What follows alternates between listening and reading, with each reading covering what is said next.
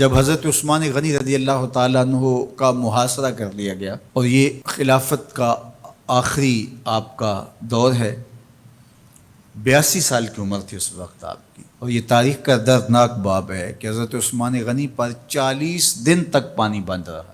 وہ ایک منصوبہ تھا، 3 لوگ 3 مختلف شہروں سے چلے، مصر سے، کوفے سے اور بصرے سے، 1,000 آدمی لے کر کے، اور مدینہ المنورہ میں پہنچ کر کے حضرت علی المرتضیٰ سے ملے، ام المومنین سیدہ عائشہ سے ملے، کبار اصحاب سے ملے۔ تو جو انہوں نے کہا تو انہوں نے ان کو کہا کہ نہیں، ایسی کوئی بات نہیں، فہمائش کر کے واپس بھیج دیا۔ حضرت عثمان غنی رضی اللہ تعالیٰ عنہ پر اقربا پروری کا الزام عائد کیا تھا، تو انہوں نے کہا کہ کوئی ایسی بات نہیں ہے۔ پھر یہ تھا کہ آپ نے کم عمر گورنر، کم عمر لوگ مقرر کیے، تو حضرت عثمان نے کہا کہ حضرت اسامہ بھی تو کم عمر تھے، حضور نے ان کو اگر مقرر کیا ہے تو یہ تو مثال ہمارے سامنے موجود ہے۔ لیکن یہ ایک منصوبہ تھا، اس منصوبے کے تحت یہ 3 جگہوں سے لوگ آئے تھے۔ وہ 3 دن کی مسافت کے بعد پھر تینوں واپس آ گئے، تو یہ ایک سوالیہ نشان ہے کہ تینوں کیوں واپس آ گئے، کوئی ایک تو نہ آتا نا۔ تو یہ سب طے شدہ منصوبہ تھا، اور پھر انہوں نے مدینہ المنورہ کو گھیر لیا، اور جس طرح سے بلوائیوں نے حالات پیدا کر دیے۔ سیدنا علی المرتضیٰ رضی اللہ تعالیٰ عنہ تو شہر مدینہ سے باہر تشریف لے گئے تھے، اور اپنے بیٹوں امام حسن اور امام حسین رضی اللہ تعالیٰ عنہ کو حضرت عثمان غنی کے دروازے پر مقرر کیا تھا کہ ان کو ضرر نہ پہنچنے دینا۔ اب 700 صحابہ اجازت طلب کر رہے ہیں کہ آپ ان بلوائیوں سے نپٹنے کا میں جو ہے وہ اجازت نامہ مرحمت کریں، اور بہت سارے لوگ تو حج پہ جا چکے ہیں۔ یہ 18 ذی الحج کا واقعہ ہے جب آپ کی شہادت ہوتی ہے، تو وہ حج پہ جا چکے ہیں، تو جو یہاں موجود ہیں وہ اجازت طلب کر رہے ہیں۔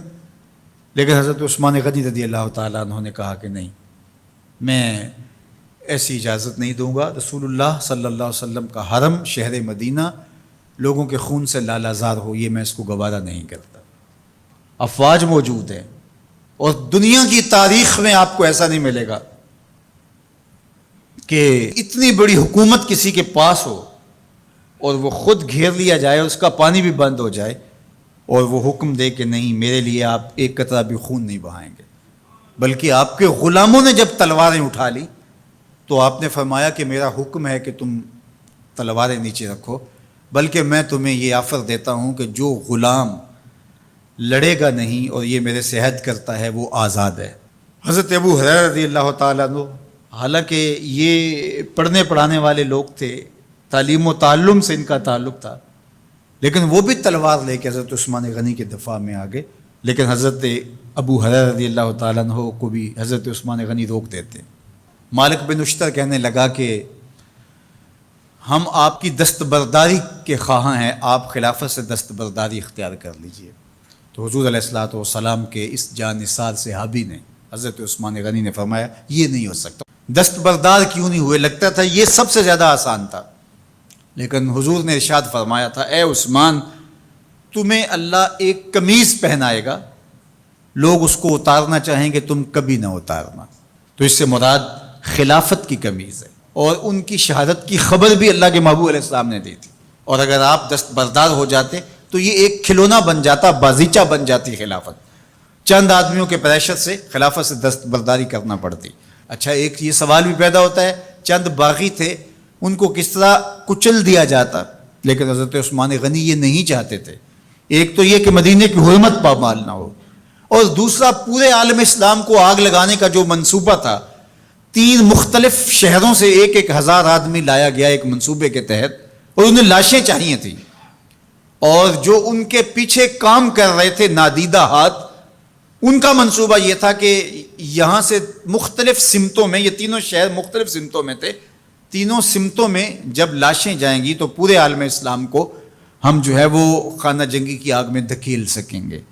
تو حضرت عثمان غنی ان سازشوں سے آگاہ تھے، تو سب سے اہون اور آسان یہ تھا کہ قربانی پیش کر دی جائے، اور پھر انہوں نے سن بھی رکھا تھا کہ 2 شہید ہیں، شہید تو انہوں نے بہرحال ہونا ہے، تو لہٰذا میں خلافت سے دستبردار بھی نہیں ہوں گا، اور شہر مدینہ کی حرمت بھی پامال نہیں ہونے دوں گا۔ اور تیسری بات یہ ہے کہ میں خود مظلوم شہید کر دیا جاؤں، تو وہ آپ نے یہ گوارا کر لیا۔ تو 18 ذوالحج تھا، جمعہ کا ہی دن تھا، اور حضرت عثمان غنی رضی اللہ تعالیٰ عنہ روزے سے تھے، عصر کا وقت تھا، قرآن مجید کی تلاوت کر رہے تھے۔ حضرت امام حسن، امام حسین اور حضرت عبداللہ بن زبیر اور دیگر لوگ آپ کے دروازے پہ پہرا دے رہے تھے، لیکن باغی پچھلے گھر سے دیوار پھلانگ کے آپ کے گھر میں داخل ہوئے اور تلوار سے وار کیا۔ آپ کی زوجہ حضرت نائلہ آگے بڑھیں اور ہاتھ سے روکنا چاہا، آپ کی انگلیاں کٹ گئیں۔ پھر دوسرا وار کیا تو حضرت عثمان غنی رضی اللہ تعالیٰ عنہ کا دایاں ہاتھ کٹ کے گر گیا۔ حضرت عثمان غنی رضی اللہ تعالیٰ عنہ نے افسوس کیا اور کہا کہ تم نے وہ ہاتھ کاٹ دیا جس سے میں وحی کی کتابت کیا کرتا تھا۔